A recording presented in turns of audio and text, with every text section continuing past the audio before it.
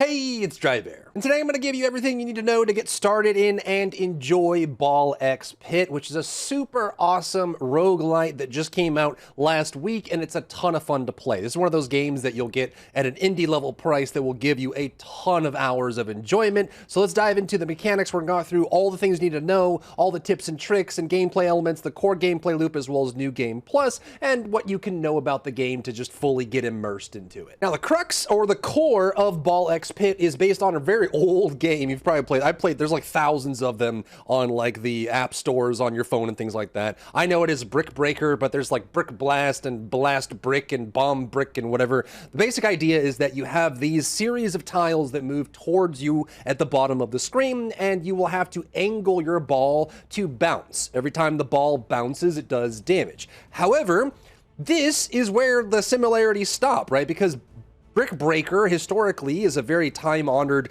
arcade-style game, but because this is a roguelite with meta progression, characters, different power-ups and things like that, it gets a lot more interesting. On top of the fact that outside of one single character that does make it turn-based like, the old school Brick Breaker, it's also real time. As you can see, I'm moving my character around the screen, finding good angles, trying to get into those pockets and that sort of thing. Now, with the Brick Breakers of old, it was all about trying to manage how well the ball bounces, right? So finding side angles or getting the ball trapped in certain areas, like behind the bricks and lining it up. There's also been different variations that are more like Pong with a paddle that you move around versus being able to aim a series of balls. And a lot of these kind of mechanics and concepts are explored with Ballbybon, depending on what power-ups you use and what characters you use, which each have their own starting ball/weapon and different passives and talents that they can take advantage of. So let's go through the core gameplay. There is an out-of-game loop as well with base building and resource management,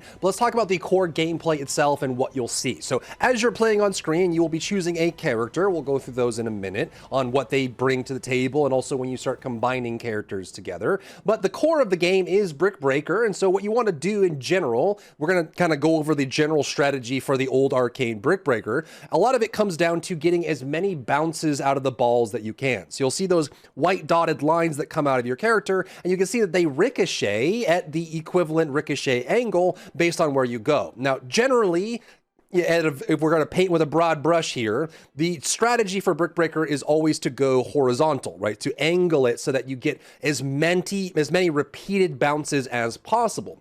However, because it is real time and you can position your character, that's not always going to be the case. And because you get power-ups, items, and bonuses, that can change dramatically. Like you might get a power-up that says that you deal more damage to the front of a tile that's coming towards you, which means you may not want to do the side angle strat of the old arcade game. Maybe you want to hit them directly in the face because you get critical strike chance. Maybe you can have your balls split when they hit. You also have balls that travel through tiles and bounce back from the other side, or maybe they get a damage bonus if they hit the back of the arena and then come back. Tons of different modifiers that can mix up that gameplay and make it feel fresh. As you're playing, the two major things that you'll see on the ground are going to be these fission activators, like fusion reactors, as well as these little gems, these blue gems. The blue gems on the ground are just XP. Your character will have an in-match progression, so they'll level up as they collect more XP. Every time you level up, you get a choice of 3 different offerings if you have room for them, which is a mix of items as well as the balls that you get. And the fusion reactors are kind of like real, in context power-ups that you'll get. They'll glow as this rainbow color like the old school Mario, so there's one on the ground right there. You'll pick it up and there will be 3 different choices that you can get from the fusion reactors. The first one is fission. I wish they chose different names for these because, they're very similar. But fission is the base level, and all it is on fission is you roll a dice, and based on the number you get, it will upgrade a certain number of your items and weapons. So it just levels them up and makes them stronger. And then with the fusion element, which is the second tier of the fusion reactor, you can actually combine balls together, and they will share their assets. So if you get like a ball that causes fire on hit, and then a ball that causes bleed on hit, when you fuse them together, they could potentially become a bleed fire ball, right? So you can have that fusion there. But there's one tier above that when you get fusion reactors, which is evolution.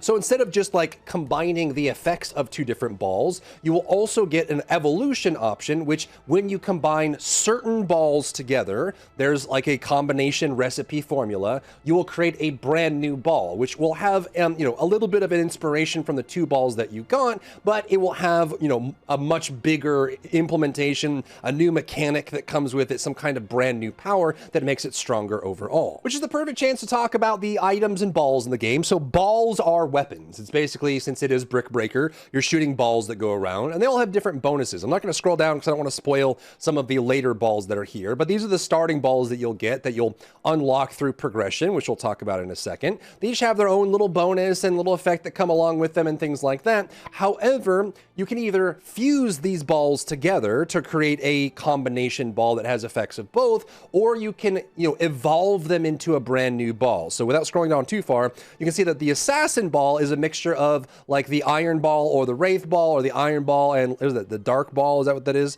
So you can see that there. So if you get those two unique balls, you can create a brand new ball. And you can see that this one doesn't have the passive of the iron or the dark/ghost ball. Instead, it travels through targets and gets behind them and then backstabs them for bonus damage. So it creates a brand new thing. And yes, by the way, you can also fuse together evolved balls, right? So you can put two of these together and it'll create a combination version of those two evolved balls as well. Then you have items as well, or passives. These all just have a passive benefit, either some kind of scalar, like, critting from the right, critting from the left, critting from the front, increasing the amount of baby balls that you get, things like that. There's a lot of them in the game. I actually have never chosen the defense one for some reason. I guess I just want more damage in general. But these all have different effects. And you have slots by default without upgrades. You have 4 slots for passives and 4 slots for balls. There are ways to get more than that in general once you get to late game progression. But that's the crux of it. You collect balls and level them up. You collect passives and level them up, just like any other roguelike that you get based on levels that you have. And then you look for the fusion reactors, those glowing rainbow buffs that allow you to fuse them together to make them stronger, which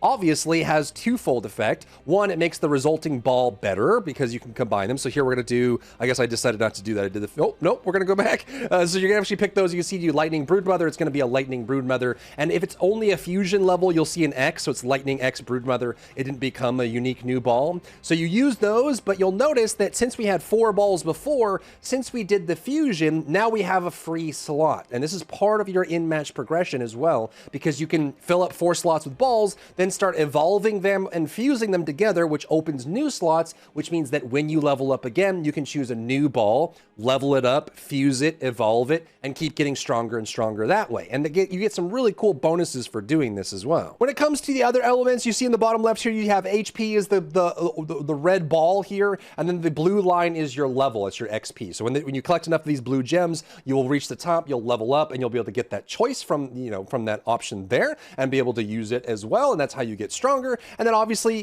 there are projectiles coming towards you, dealing damage to you. And if any of the tiles reach the very bottom of the screen, they will jump towards you and attack you.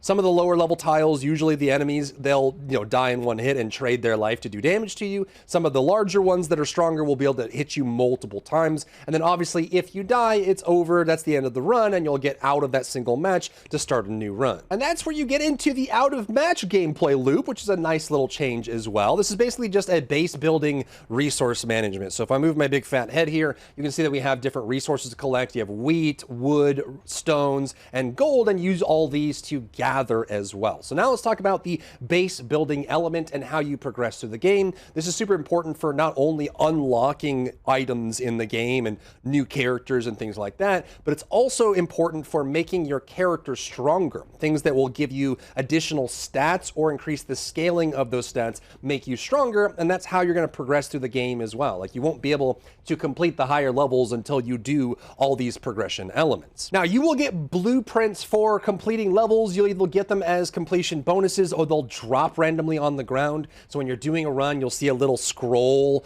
on the ground. Just run over it, pick it up. It'll give you a blueprint, and you'll start with a small area and you'll have to put down things. However, there is a harvest mechanic that allows you to shoot your own characters out when they collide with things. It's how you build buildings and collect resources. You can see that when my characters ran into the rock or the wheat field or the lumber yard, they'll be able to collect that material and then use that for more upgrades and bonuses. Again, the area will start small and then you'll use gold to expand it and make it bigger and bigger, which gives you more room for more harvesting, but also more room for additional buildings and structures that allow you to play with that kind of idea. Now, the things you want to focus on early, I would say, is getting more characters. You will get housing structures that you will build, like this one, that will grant you a new character. So that when you go to play, you can see like all these characters that are here. You can actually get these by getting the blueprints and then constructing the building. What I would recommend is if you have a building that's under construction, you can see I have this down here, you'll want to just grab it and move it closer, because when you do harvesting,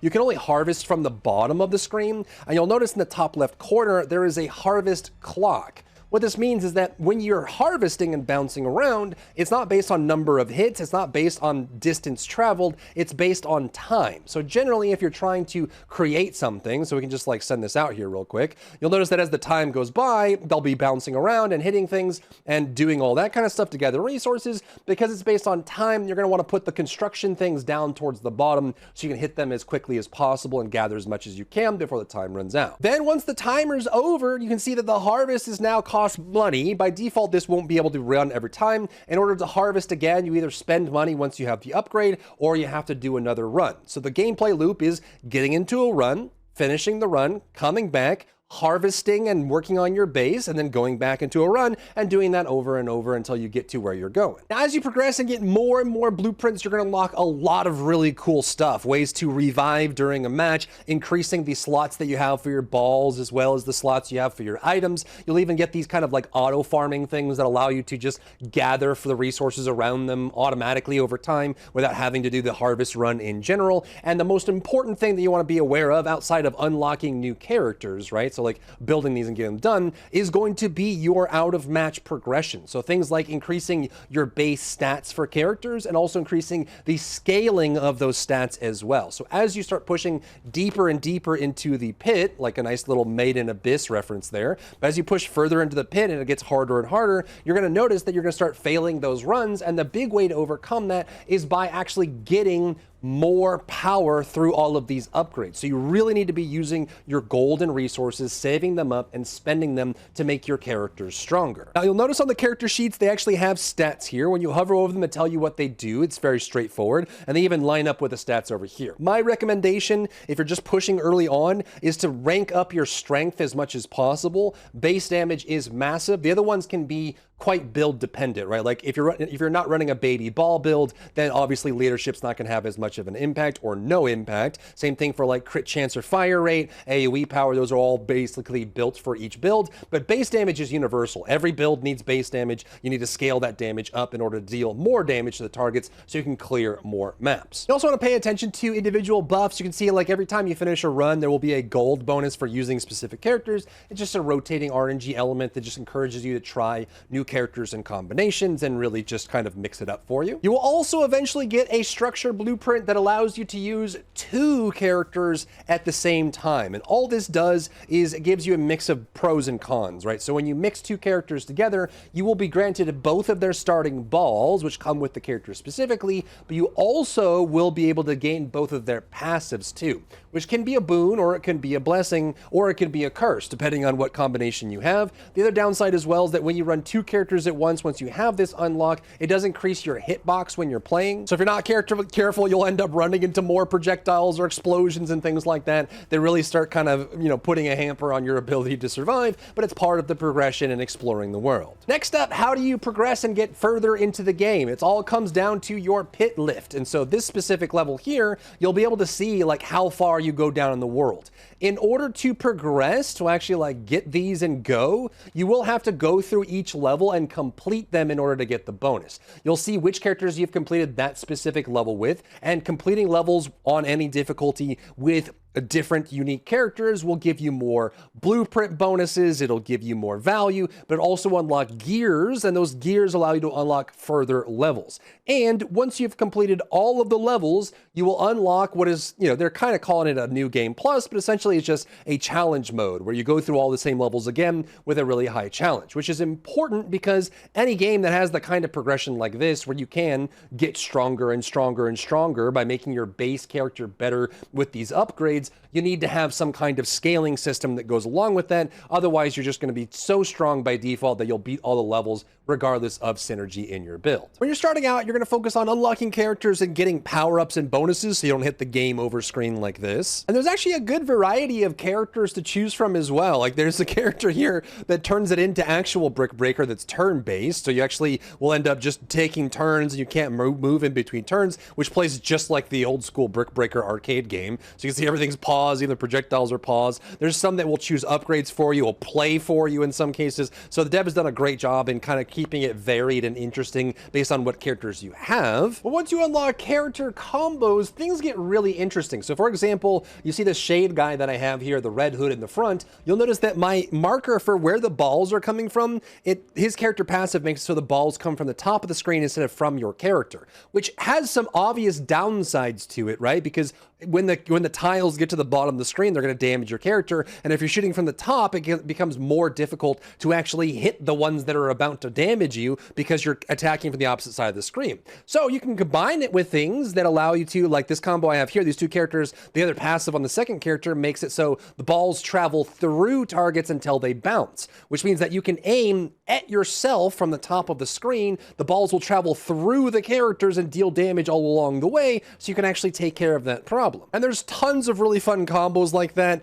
You can even do like a Pong bouncing build with a shield that forces the balls forward. You can have balls that like shoot lob forward and then start bouncing. There's so many really cool effects that you can combine together, not only with the balls that you're creating, but also the items that you use, the two different combo characters you put up. Now, when it comes to strategy, there's a bunch of different strategies depending on the build that you're using. Again, you could use the basic Brick Breaker logic of just trying to get the most horizontal angle that you can bounce around. But again, because you can move your character in real time, if you're not using the turn-based character, you can get right up on top of characters or aim it in a crack to try and get the most amount of bounces that you get out of the ball. And especially based on the build you have, maybe you want multiple bounces. So like with this character, you get more damage the more bounces there are. So I'm running a baby ball build. If you want to know the difference between baby balls and main balls, the main balls themselves will end up traveling out like a boomerang, and you have to catch them when they come back, but the baby balls can spawn through various means and they just bounce around freely and do damage that way. So you can actually get some really cool value out of that. But that's Ball X Pit. Hopefully that covers all the mechanics and ideas that you might wonder about the game. At its core, it's quite simple, but it's super fun and very addicting. So comment down below if you have any tips or tricks for brand new players that are jumping into Ball X Pit for the first time. If you found value in today's video, leave a like down below, leave a comment for the algorithm to help this video get seen by more people, and don't forget to check out my other channels for other content and other stuff and other things.